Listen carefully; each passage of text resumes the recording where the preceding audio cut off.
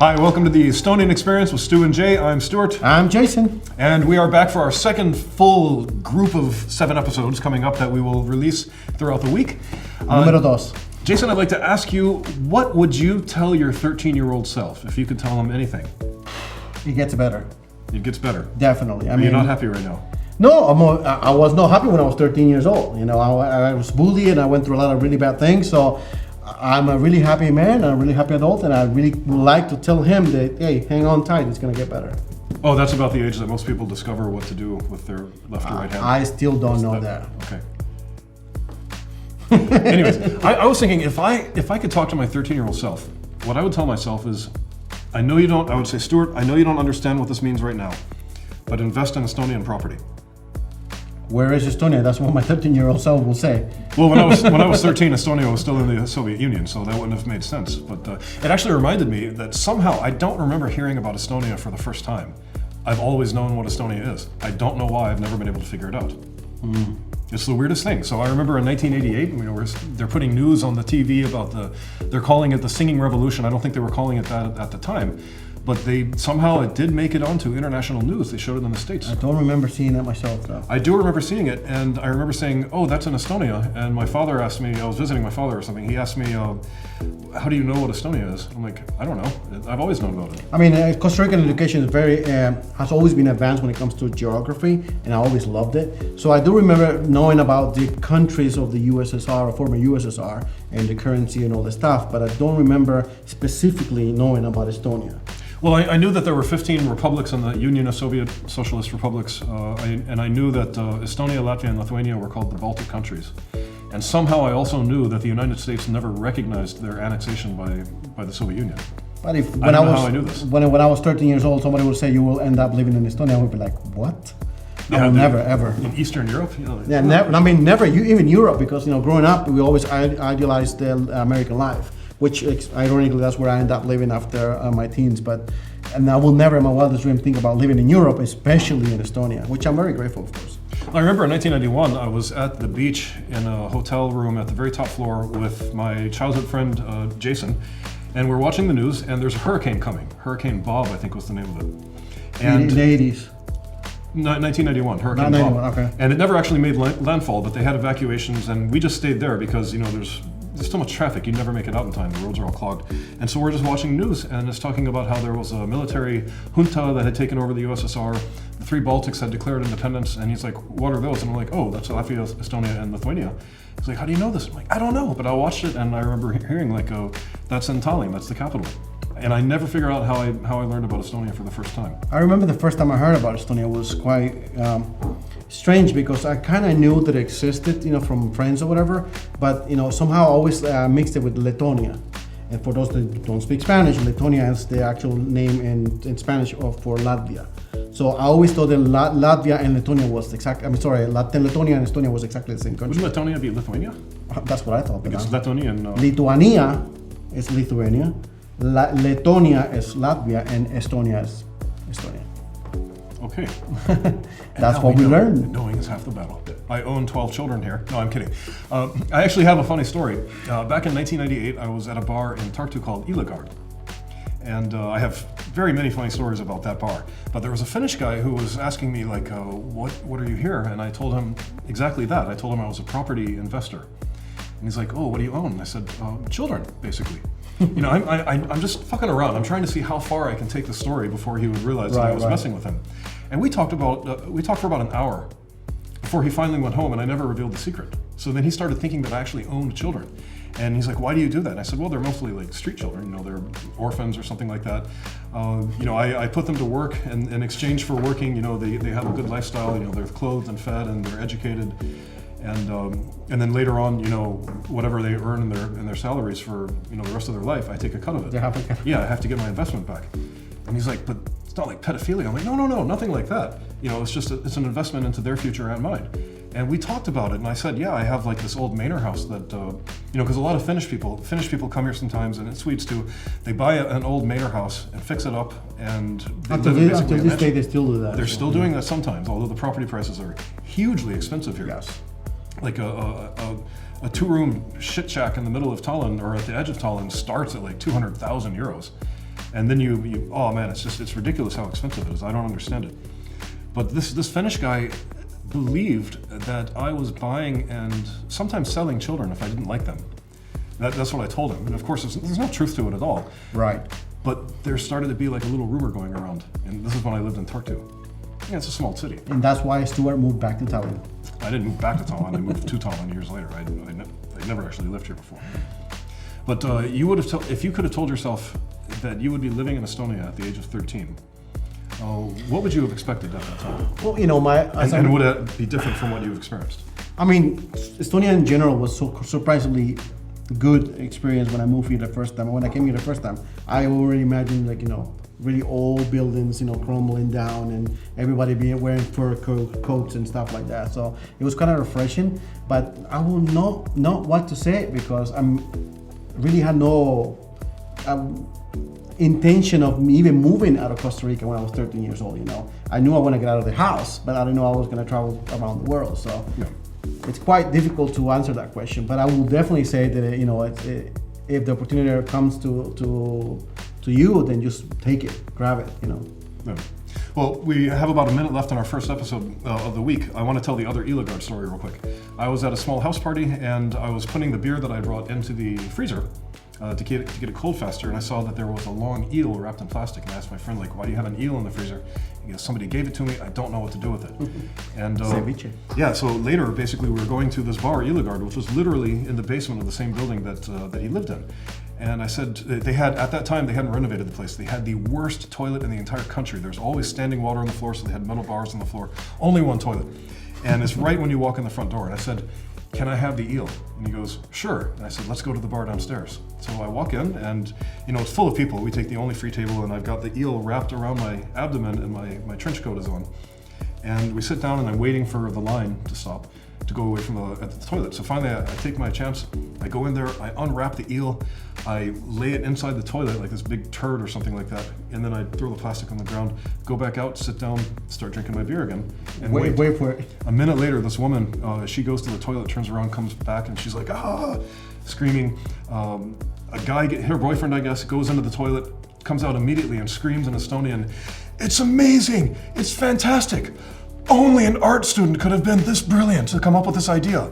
And everybody in the bar stood up and ran to the toilet, except for the people at my table, and we're all just sitting there like, wow, this is actually happening. End of story. A few minutes later, after everybody was laughing and stuff like that, I actually saw the bartender wrapping it in newspaper behind the bar, and that means that she was going to take it home after it had been in that toilet.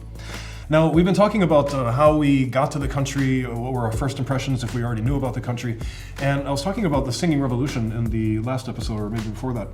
A lot of people don't actually know this, though, that there was something, I believe it was called the Phosphate War, or Phosphate? I do not know that. Something like that? No, I don't know. Basically, it's something that it's something that you mine from the ground, and there's an entire Pacific Ocean country that was essentially destroyed from this mineral being mined, or whatever it is. It destroyed the entire country, and people can't live there anymore. It's highly destructive of the environment. And the Soviet Union wanted to open a whole bunch of these mines for this stuff in Estonia, because there's a large deposit of it. And that essentially, by many accounts, is what started the drive for re-independence in the 80s. I think it was 1986, around that time. They called it the Phosphate War. I never heard of this before, no.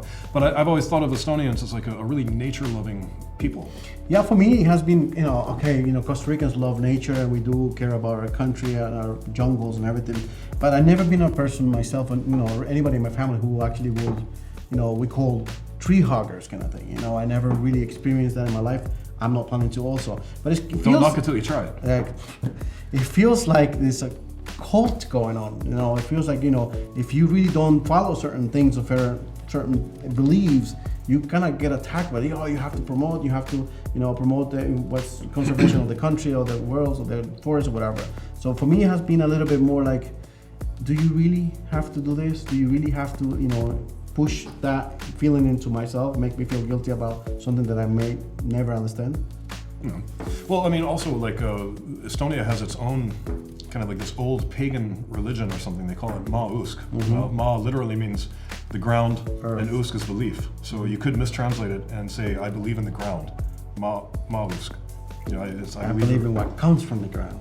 Yeah, some people are flat earthers, and okay, mollusk, that's what they would call. No, I'm kidding. But basically, it's like this connection where I've never fully understood it myself, as I'm not Estonian, I'm not religious at all. I don't believe in any of this stuff. But it's basically like spirits or energies or something that come from the ground. I mean, But this is what I don't like, because you Estonians in general believe that they're not a religious person, that they don't believe in specific gods and all this stuff. So how do you feel like this is spirits? I mean, are you gonna tell me that, for example, most Estonians believe in reincarnation? Is that what it is? You come from the land, you come from the earth. I really try. It's kind of contradictory, if you know what I mean. If you don't believe in something as a being beyond, the clouds or whatever we talked about in the past, then why does it make any sense for you to have some spirits coming from the ground? Well, I mean, your atoms do definitely get reincarnated in a certain sense. You bury somebody. I do believe in reincarnation myself. I don't know how you feel about that topic, but I do believe in reincarnation. I feel that I find it difficult to believe that we just come here and we died and that's it. So you would, if you got really scared, you would say, "Oh, my previous life flashed before my eyes." Believe it or not, I have some experiences in the past that I make me feel like I've lived before a different life, in several occasions actually. Maybe that's how I've always known about Estonia. Maybe I was Estonian in a previous life. I actually enjoyed that myself, a conversation when I came here the first time, because I actually met a person who was at that time around 80 years old, and I could swear I knew this person before. Okay, but if you want to talk about reincarnation, why can't you exist twice in a row, like at the same time? Like you have to die and then you come back as another person? But do you have to follow the same continuity in space-time? Or absolutely not. So you and I could actually be the same person. You've died in the future and you're reincarnated in the past as me. What you're talking about is time travel, and that's a whole different topic. Well, time travel theoretically should be possible. I can tell you, for example, when I came here to Estonia, I was just talking in the last episode, I have had several experiences in the past. But I met this woman up in Ida-Virumaa in the northeast of Estonia, and I could swear I knew this person from somewhere. And I even told my wife, I said, I know this person, and I have this feeling, like this warm feeling, like, when you see your mom or somebody you haven't seen in a long time. I did find out a little bit about her life in the past and everything, and it kind of made me wonder, why did I end up here in the first place? Several times in the past, I have the feeling or even dreamt about me being dead, or actually seeing myself dying in different occasions. So that's why I kind of believe that, I refuse to believe that we just come here and die and that's it. So. Well, that brings into question the entire belief about the soul. I mean, do you believe that a soul exists? Personally, I don't. I think that we have consciousness and free choice, or freedom of choice, I should say, but I don't think that I have an eternal soul that's going to go anywhere. And if you talk about, reincarnation, are you only allowed to be reincarnated into your same species, or can you come back as a squirrel, another animal? Because, we have a lot more people today than 500,000 years ago. Are those people reincarnated? Then we're... To be honest with you, I do believe in soul. I do believe a soul is more than a representation of who you are, regardless of what kind of being you're in, if whether you're a Spanish or Latino or Costa Rican or white like this guy, or whatever generation you were born or whatever time and space you were born. It kind of carries with you. That's why, for example, somebody told me once, who believes also in reincarnation, told me about the many languages you learn in a lifetime. It represents the languages or the times that you have lived in the past. So think about for a second. So most Americans are new. They only speak one language. Much. So if you're able to learn more, regardless of the language, if you're able to learn more than one language, that means you have lived at least twice or three times on this planet. So that's one of the things that I believe that, I refuse. We are basically energy, and I refuse to believe that this energy just dissipates and dies. It has to be transferred somewhere. Now, whether you're born again immediately after you die is a different topic. I don't even know if I can explain that, but that's how I feel. Well, there's definitely also the theory that, not a theory, but I've heard this proposed before, that there's only one soul. And every single person is the same soul that has been reincarnated infinite times almost. And then finally they just die or whatever, and then they're all alone in heaven. That sounds really pathetic. Is that what it feels like to be Estonian? Like you're just so isolated, you don't... See, but I believe in reincarnation. I am not sure if I believe in heaven. I don't. I'm not sure if I believe in hell. I think that, hell is something that it was invented by mom, dad, religious or whatever to kind of keep you scared and keep you all... Well, for example, hell's not even in the Bible. There's a burning lake of sulfur that some guy falls into it. I believe, I'm not a person who's like very religious, but I don't believe in anything the Bible says because it was written by another man. So we have this conversation in the past that, you and I can write a book right now and then bury it somewhere, and 500 years from now somebody's going to find it, and all of a sudden it's the Word of God. So I don't believe in that. I believe it's mainly energy, and I do believe in reincarnation. I do believe that if we end our life right now, we may be reincarnated in the future. Maybe tomorrow, maybe the same day, maybe 10 years from now, in a different kind of energy and entity of country. Well, I believe in physics, and physics says that we are all matter. We have atoms and then subatomic particles and so on. But then you get really, really small, and then you come down to strings. They have string theory, which is basically just a vibration. Is it energy or is it matter? Who knows? Everything's made up of the same stuff. I don't believe that the matter goes away when we die. It just turns into something else. I had a conversation recently where it was a religious person, and they said, you can't say that Jesus didn't exist, or that God doesn't exist, or something like that. I said, okay, why not? I'll listen to anybody's theory once before I debunk it or just flat out don't believe it. And they said, well, you can't prove that God doesn't exist. I said, you're right. And so therefore, by the scientific theory, if you can't disprove something, you must allow for its possibility. Correct. And so technically that would make me an agnostic and not an atheist. Okay, I admit that. And then I asked him, can you prove that Jesus didn't have an iPhone? Jesus does. At that time, when he was alive. He can't prove that Jesus didn't have an iPhone. Therefore, we must allow for the possibility that Jesus had an iPhone. You can't disprove it, and so you must afford that luxury of that belief. And that is why I can say, I can't prove there isn't a God, but I really don't believe it.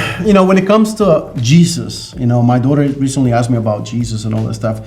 I refuse to force religion or any kind of belief to my children. I want them to discover these kind of topics on their own and kind of get their own opinion on things. I do believe Jesus existed in that time of whenever they say he was alive. I don't believe he was the Son of God. I believe he was just a nice guy. Yeah, I would agree. He probably existed. Yeah. Probably existed. He was a nice guy who knew how to talk to people, like many of them right now. And you got to remember that magic and magic tricks have been around for a very long time. So maybe he was a good magician who made believe people, certain things. So people talk about Muhammad, people talk about Buddha, and they all were here at some point in life, but that doesn't mean they are, divine or, son of God or whatever. That's my belief. Weren't the first four books in the New Testament, books are not, they're books. The first four books are collectively called the Gospels. Right. Weren't they written 100 years after Jesus would have lived? Yes, and that's my point exactly. And so, the story's been told again and again and again, and it's maybe he gave somebody a fish, maybe somebody else had bread. Oh, now suddenly he took a fish or a piece of bread or something like that and fed 1,000 people with it. And that's my point exactly. Interpret differently. Every time. When you learn different languages, you realize that certain words and certain things you can't translate. You can interpret. So you have to have your own interpretation of what this could mean. Yeah, well, I had a similar conversation with another person. This was mostly on social media, and I said that isn't it weird how basically Jesus, God, and some spirit, the Holy Trinity. Jesus is God. It's the same person. Came down. So that means that